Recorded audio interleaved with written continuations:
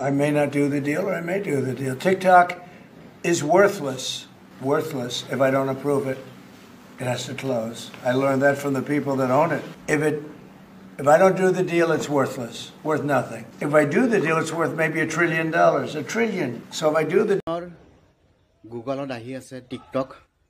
aru ei TikTok 2020 sonot Amerikai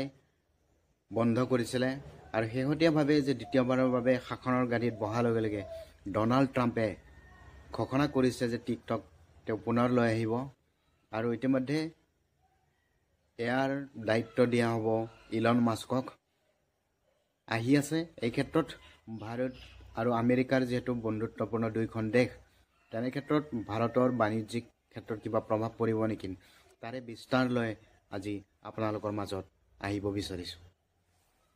ভাৰতৰ সামাজিক মাধ্যমসমূহত কিদৰ প্ৰভাৱ পেলাব টিকটকে কাৰণ 2020 চনত ভাৰতত বন্ধ কৰি দিয়া হৈছিল টিকটক ভাৰতৰ যি অৰ্থনীতিত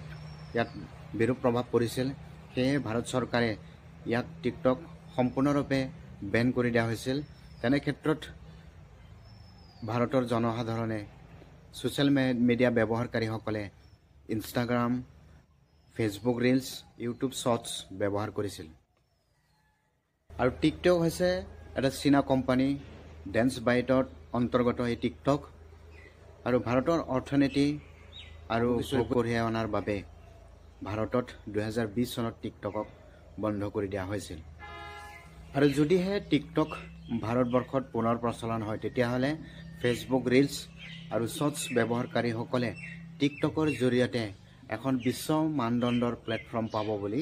অনুমান কৰিব পাৰি যদিহে আমেৰিকাই টিকটক পুনৰ প্ৰচলন কৰে তেতিয়াহলে ভাৰততো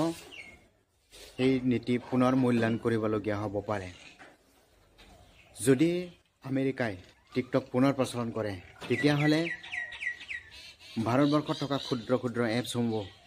এক্সপ্লোজাৰ জোছ এমোজি সেৰাংগী আদি এপছসমূহত বিৰূপ প্ৰভাৱ যে নপৰিব তাক নৈ কৰিব নোৱাৰি to get half of TikTok and congratulations TikTok has a good partner that would be worth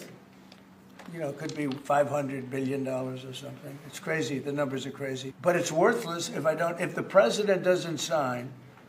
then it's worthless if the president does sign it's worth maybe $1 trillion so I think like a joint venture I think we would have a joint venture with the people from TikTok. We'll see what happens. I mean, that's one of many ideas I've had.